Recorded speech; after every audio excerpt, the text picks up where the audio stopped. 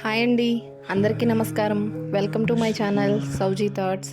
కార్తీక పురాణం చదివినా మోక్షం కలుగుతుందని అనేదురు కదా, అలాగా చదవలేని వారి కోసం కనీసం విన్నా మోక్షం పొందుట కొరకు నేను ఈ 30 రోజులు 30 అధ్యాయాలు మీకు నా ఛానల్లో పోస్ట్ చేస్తానండి. కొత్తగా చూస్తున్న వాళ్ళు సబ్స్క్రైబ్ చేసుకోండి, లైక్ చేయండి. సో పురాణంలోకి వెళ్ళిపోదాం. కార్తీక పురాణం 1వ అధ్యాయం. కార్తీక మాసం మహత్యం.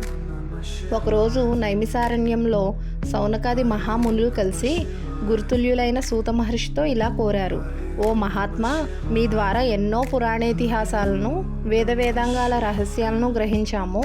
కార్తీక మాసం మహత్యాన్ని కూడా వివరించండి. ఆ మాసం పవిత్రత, కార్తీక పురాణ ఫలితాలను కూడా వివరించండి అని కోరారు.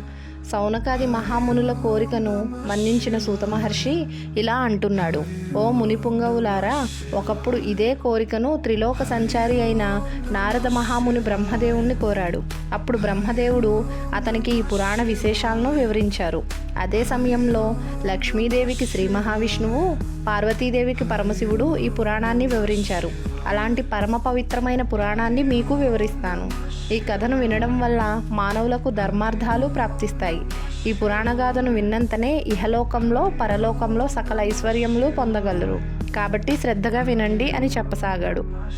పూర్వం ఒకరోజు పార్వతీ పరమేశ్వర్లు ఆకాశ మార్గంలో విహరిస్తుండగా పార్వతీదేవి పరమశివుడితో, ప్రాణేశ్వర, సకల ఐశ్వర్యాలను కలుగుజేసి మానవులంతా కులమత తారతమ్యం లేకుండా, వర్ణభేదాలు లేకుండా ఆచరించే వ్రతమేదైనా ఉంటే వివరించండి అని కోరింది. అంతటా పరమశివుడు ఆమె వైపు చిరునవ్వుతో చూసి ఇలా చెబుతున్నాడు: దేవి, నీవు అడిగే వ్రతమొక్కటి ఉంది. అది స్కంద పురాణంలో ఉపపురాణంగా విరాజిల్లుతుంది. దానిని వశిష్ఠ మహాముని మిథిలాపురాధీసుడైన జనక మహారాజుకు వివరించారు. అటు మిథిలా నగరం వైపు చూడు అని ఆ దిశగా చూపించాడు. మిథిలా నగరంలో వశిష్ఠుడు రాకకు జనక మహారాజు హర్షం వ్యక్తం చేస్తూ అర్ఘ్యపాద్యాలతో సత్కరించారు. ఆపై కాళ్ళు కడిగి ఆ నీటిని తన తలపై జల్లుకుని ఇలా అడుగుతున్నాడు: ఓ మహామునివర్య, మీ రాక వల్ల నేను, నా శరీరము, నా దేశము, ప్రజలు పవిత్రులమయ్యాము. మీ పాదధూళితో నా దేశం పవిత్రమైంది. మీరు ఇక్కడికి రావడానికి కారణం ఏమిటి అని కోరగా వశిష్ఠ మహాముని ఇలా చెబుతున్నాడు: జనక మహారాజా, నేనొక మహాయజ్ఞం చేయాలని నిర్ణయించాను. అందుకు కావలసిన ధన సైన్య సహాయానికి నిన్ను కోరాలని వచ్చాను అని తాను వచ్చిన కార్యాన్ని వివరించారు. దీనికి జనకుడు: మునిపుంగవ, అలాగే ఇస్తాను, స్వీకరించండి. కానీ ఎంతో కాలంగా నాకు ఒక సందేహం ఉన్నది. మీలాంటి దైవజ్ఞులైన వారిని అడిగి సంశయం తీర్చుకోవాలని అనుకునేవాడిని. నా అదృష్టం కొలది ఈ అవకాశం దొరికింది. ఏడాదిలోని మాసాలన్నిట్లో కార్తీక మాసమే ఎందుకు పరమ పవిత్రమైనది? ఈ నెల గొప్పదనం ఏమిటి? కార్తీక మహత్యాన్ని నాకు వివరిస్తారా అని ప్రార్థించారు. వశిష్ఠ మహాముని చిరునవ్వు నవ్వి: రాజా, తప్పక నీ సందేహాన్ని తీర్చగలను. నేను చెప్పబోయే వ్రత కథ సకల మానవాళి ఆచరించదగినది, సకల పాపాలను హరించేది. ఈ కార్తీక మాసం హరిహర స్వరూపం. ఈ నెలలో ఆచరించే వ్రత ఫలితం ఇది అని చెప్పలేం. వినడానికి కూడా ఆనందదాయకమైనది. అంతేకాదు, ఈ కార్తీక మాస కథ విన్నవారు కూడా నరక బాధలు లేకుండా ఈ లోకంలోనూ పరలోకంలోనూ సౌఖ్యంగా ఉంటారు. నీలాంటి సర్వజ్ఞులు ఈ కథను గురించి అడిగి తెలుసుకోవడం శుభప్రదం. శ్రద్ధగా ఆలకించు అని చెప్పసాగాడు. కార్తీక వ్రత విధానం. ఓ జనక మహారాజా, ఎవరైనా ఏ వయసు వారైనా, పేద ధనిక తారతమ్యాలు లేకుండా కార్తీక మాస వ్రతం ఆచరించవచ్చు. సూర్యభగవానుడు తులరాశిలో ఉండగా వేకువజామున లేచి కాలకృత్యాలు తీర్చుకుని స్నానమాచరించి దాన ధర్మాలు, దేవతా పూజలు చేసినట్లయితే దానివల్ల అనన్యమైన పుణ్య ఫలితాన్ని పొందగలరు.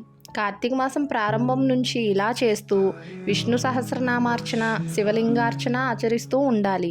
ముందుగా కార్తీక మాసానికి అధిదేవత అయిన దామోదరుడికి నమస్కారం చేయాలి. ఓ దామోదర, నేను చేసే కార్తీక మాస వ్రతానికి ఎలాంటి ఆటంకం రానియక నన్ను కాపాడు అని ధ్యానించి ప్రారంభించాలి అని వివరించారు. వ్రత విధానం గురించి చెబుతూ: ఓ రాజా, ఈ వ్రతాన్ని ఆచరించే రోజుల్లో సూర్యోదయానికి ముందే నిద్రలేచి కాలకృత్యాలు తీర్చుకుని నదికి పోయి స్నానం ఆచరించి గంగకు, శ్రీమన్నారాయణ, పరమేశ్వర్లకు, భైరవుడికి నమస్కరించి సంకల్పం చేసుకోవాలి. ఆ తర్వాత నీటిలో మునిగి సూర్యభగవానుడికి అర్ఘ్యపాద్యాలను సమర్పించి పితృదేవతలకు క్రమప్రకారం తర్పణలు చేయాలి. గట్టుపై 3 దోసిళ్ల నీరు పోయాలి. ఈ కార్తీక మాసంలో పుణ్యనదులైన గంగా, గోదావరి, కృష్ణ, కావేరి, తుంగభద్ర, యమున తదితర నదుల్లో ఏ ఒక్క నదిలోనైనా స్నానం చేసినట్లయితే గొప్ప ఫలితం లభిస్తుంది. తడిబట్టలు వీడి మడిబట్టలు కట్టుకుని శ్రీ మహావిష్ణువుకు ఇష్టమైన పూలను తానే స్వయంగా కోసి తీసుకొచ్చి నిత్య ధూపదీప నైవేద్యాలతో భగవంతుని పూజ చేయాలి. గంధము తీసి భగవంతునికి సమర్పించి తాను బొట్టు పెట్టుకోవాలి. ఆ తర్వాత అతిథిని పూజించి వారికి ప్రసాదం పెట్టి తన ఇంటి వద్ద కానీ దేవాలయంలో కానీ రావి చెట్టు మొదట కానీ కూర్చుని కార్తీక పురాణం చదవాలి. ఆ సాయంకాలం సంధ్యావందనం చేసి శివాలయంలో కానీ విష్ణు ఆలయంలో కానీ తులసికోట వద్ద కానీ దీపారాధన చేసి శక్తిని బట్టి నైవేద్యం తయారు చేసి స్వామికి నివేదించాలి. అందరికీ పంచి తాను భుజించాలి. తర్వాతి రోజు మృష్టాన్నతంతో భూతతృప్తి చేయాలి. ఈ విధంగా వ్రతం చేసిన మహిళలు, మగవారు గత జన్మలో చేసిన పాపాలు, ప్రస్తుత జన్మలో చేసిన పాపాలను పోగొట్టుకుని మోక్షాన్ని పొందుతారు. ఈ వ్రతం చేయడానికి అవకాశం లేనివారు, వీలు పడని వారు వ్రతాన్ని చూసినా, వ్రతం చేసిన వారికి నమస్కరించిన వారికి కూడా సమాన ఫలితం వస్తుంది. ఇది స్కాంద పురాణంలోని వశిష్ఠ మహాముని చెప్పిన కార్తీక మహత్యంలోని మొదటి అధ్యాయం సమాప్తం. మళ్ళీ రేపు 2వ అధ్యాయంతో నా ఛానల్లో పోస్ట్ చేస్తాను. వీడియో కనుక నచ్చితే లైక్ చేయండి, షేర్ చేయండి, కామెంట్ చేయండి. కొత్తగా చూస్తున్న వాళ్ళైతే సబ్స్క్రైబ్ చేసుకోండి. ధన్యవాదాలు.